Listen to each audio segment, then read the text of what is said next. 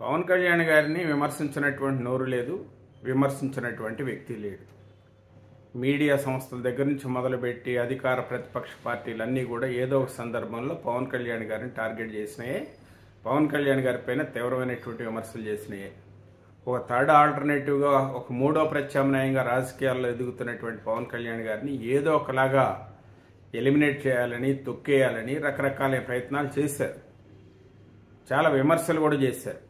ప్రధానంగా ఆయనకి చేసిన షూటింగ్లకు ఎక్కువ టైం కేటాయిస్తారు, రాజకీయాలకు తక్కువ టైం కేటాయిస్తారు అని చెప్పి వెటకారంగా మాట్లాడినటువంటి సందర్భాలు. కానీ 2019 నుంచి 2024 మధ్యలో వైఎస్ఆర్ కాంగ్రెస్ పార్టీ ప్రభుత్వాన్ని ఆయన టార్గెట్ చేయటం కానీ, ఆ సమస్యలపైన ఆయన ఉద్యమించటం కానీ, ఆయనకున్నటువంటి అంటే రాజకీయాలకు తక్కువ టైం కేటాయిస్తారు అనేటువంటి దాన్ని కొంత అధిగమించగలిగారు. తర్వాత ఆయన ఎప్పుడు ఎమ్మెల్యే కాలేదు, మంత్రి కాలేదు. ఇప్పుడు 2024లో ఎమ్మెల్యే కావటం, డిప్యూటీ సీఎం అవటం, కీలకమైనటువంటి 5 మంత్రిత్వ శాఖలు తీసుకోవటం.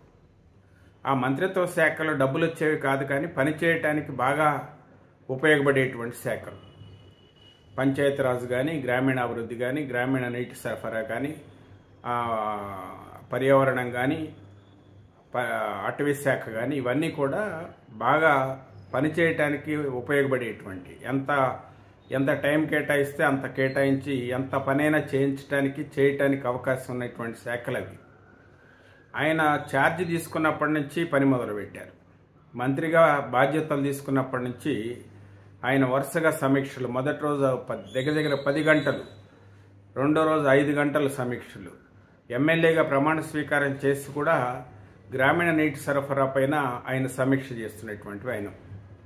అక్కడ జలజీవన్ మిషన్ కింద శుద్ధి చేసినటువంటి మంచినీరు అందించాలి కదా, ఆ కార్యక్రమం ఎందుకు సక్సెస్ కాలేదు, కేంద్ర ప్రభుత్వం ఇచ్చే నిధులను కూడా ఎందుకు సక్రమంగా ఉపయోగించుకోలేకపోతున్నారు, రాష్ట్ర ప్రభుత్వం అంటే కేంద్ర ప్రభుత్వం ఇచ్చే నిధులతో పాటు రాష్ట్ర ప్రభుత్వం కూడా కొన్ని నిధులు జోడించాల్సిన అవసరం ఉంది. అంటే ఆయా ప్రాంతాల్లో నీటి వనరు ఎక్కడుంది, కొన్ని చెరువుల నుంచి, కొన్ని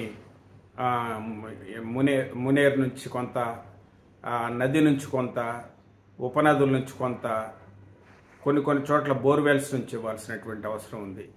కాబట్టి ఏంటంటే ఈ నీటిని నిల్వ చేసుకునేటువంటి సదుపాయం, స్టోరేజ్ ట్యాంక్స్ కట్టేటువంటి పనేమో రాష్ట్ర ప్రభుత్వాలు చేయాలి. ప్రతి ఇంటికి మంచినీటి కుళాయిని అందించేటువంటి కార్యక్రమానికేమో కేంద్ర ప్రభుత్వం నిధులు ఇస్తుంది. కాబట్టి ఏంటంటే జలజీవన్ మిషన్ కింద ఎందుకు శుద్ధి చేసిన నీళ్ళు ఇవ్వలేకపోతున్నారు. చాలా ప్రాంతాల్లో, విజయవాడ, కొన్ని ప్రాంతాల్లో, సిటీ ప్రాంతాల్లో డయేరియా వస్తున్నటువంటి పరిస్థితి. అంటే శుద్ధి చేసినటువంటి నీరు అందించలేకపోవటం వల్ల డయేరియా లాంటి వ్యాధులు ప్రబలి ప్రజల ప్రాణాలకు ముప్పు వాటిల్లుతున్నటువంటి పరిస్థితుల నేపథ్యంలో ఆయన చాలా సీరియస్గా అధికారులని ప్రశ్నించడం, అధికారులు నుంచి సమాచారం తప్పించుకోవటం, ఆ సమస్యని పరిష్కరించడానికి మార్గాలు ఏంటి అనేటువంటి వాటిని అన్వేషించటం, ఇవన్నీ కూడా అంటే ఆయన వేగం పెంచి అధికారులను కూడా పరుగులు పెట్టిస్తున్నటువంటి వైనం. అంటే ఒకప్పుడు అసలు పరిపాలన పైన అవగాహన లేదు, ఎమ్మెల్యే కూడా కాలేదు, ఎప్పుడు మంత్రి కూడా కాలేదు.